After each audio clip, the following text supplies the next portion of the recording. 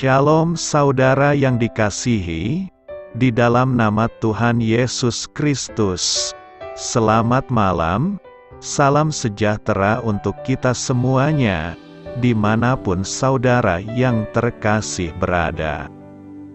Kiranya damai dan sukacita dari Roh Kudus melimpah di hati dan kehidupan saudara yang terkasih semuanya. Dan semoga saudara terkasih dalam keadaan sehat selalu. Sebelum kita mendengarkan renungan firman Tuhan pada malam hari ini, marilah sama-sama kita berdoa. Bapa kami di dalam kerajaan sorga, Bapa yang baik, ajaib, dan penuh kasih karunia. Bapa yang kami muliakan, di dalam nama Tuhan Yesus Kristus, kami mengucap syukur Bapa, oleh karena pertolongan dan penyertaan-Mu di sepanjang hari ini. Kami boleh dimampukan Bapa untuk melewati hari ini, untuk melakukan apa yang menjadi tugas dan tanggung jawab kami, melakukan segala aktivitas kami, dengan pertolongan-Mu Bapa. Terima kasih ya Bapa. Pada saat ini kami kembali akan merenungkan kebaikan firman-Mu. Berbicaralah kepada kami Bapa, urapi kami, jamah hati kami, supaya kami mengerti akan kebaikan firman-Mu.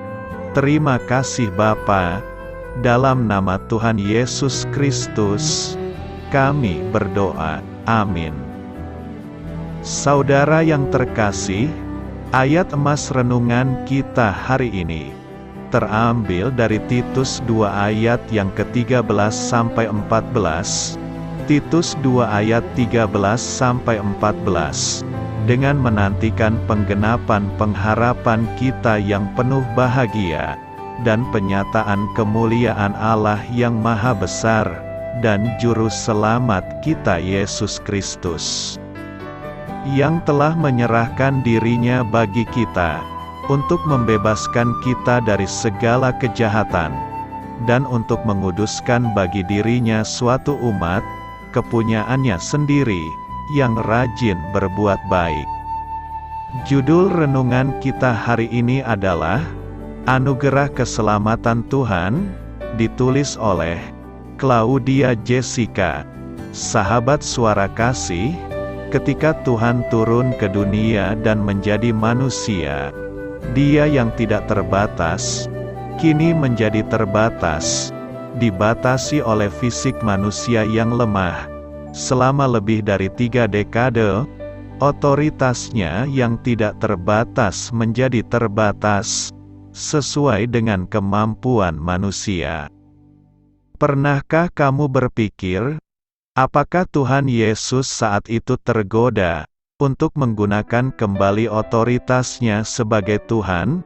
Di tengah perjalanan panjangnya, apakah Dia pernah mempertimbangkan untuk melakukan teleportasi ke kota selanjutnya, tanpa perlu lelah berjalan kaki? Saat hujan membekukan tulangnya, apakah Dia pernah tergoda untuk merubah cuaca dengan kemampuannya? Ketika panas menyengat, apakah Dia pernah berpikir untuk mampir ke tempat yang nyaman, dan menikmati minuman segar? Jika memang saat itu Dia pernah memiliki pikiran seperti itu, Dia tidak pernah menyerah pada hal tersebut, dan hal itu tidak pernah dicatat dalam Alkitab sekalipun. Pikirkan tentang ini. Kristus tidak pernah sekalipun menggunakan kekuatan supranaturalnya untuk kenyamanan pribadinya. Kita tahu bahwa Dia bisa mengubah tanah yang keras menjadi tempat tidur yang empuk dengan satu kata, tapi Dia tidak pernah melakukannya. Dengan membalik telapak tangannya, Dia bisa membantah tuduhan orang-orang Farisi yang dilayangkan kepadanya. Tetapi Dia tidak melakukannya. Dengan kedipan matanya, bisa saja Dia melumpuhkan tangan prajurit yang mengenakan mahkota duri kepadanya. tetapi dia tidak melakukannya. Apakah kamu tahu hal paling keren tentang kenapa Tuhan datang ke dunia ini dan menjadi manusia? Bukannya dia tidak bisa melakukan semua itu, namun Tuhan Yesus tetap mentaati rencana Bapanya demi keselamatan seluruh umat manusia yang Ia kasihi.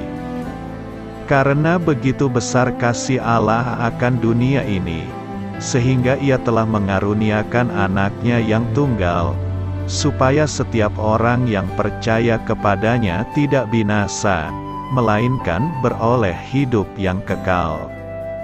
Sahabat Suara Kasih, marilah kita renungkan, Tuhan tidak hanya menjalani penderitaan dan siksaan, tetapi Dia harus menjalani kematian, dan dikuburkan selama 3 hari untuk mengalahkan maut. Hal ini dilakukannya, agar kita tidak lagi mengalami penderitaan, siksaan, dan kematian kekal. Sebaliknya Dia menganugerahkan keselamatan, dan hidup yang kekal kepada kita. Amin. Tuhan Yesus memberkati. Saudara yang terkasih, demikianlah renungan kita pada malam hari ini.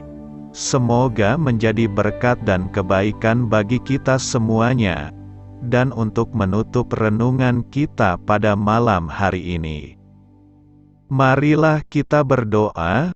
Bapa kami yang di sorga, Bapa di dalam nama Tuhan Yesus Kristus, kami bersyukur Bapa, karena Engkau memberikan begitu banyak berkat di dalam hidup kami. Ajarlah kami Bapa, untuk selalu mengucap syukur kepadamu setiap hari.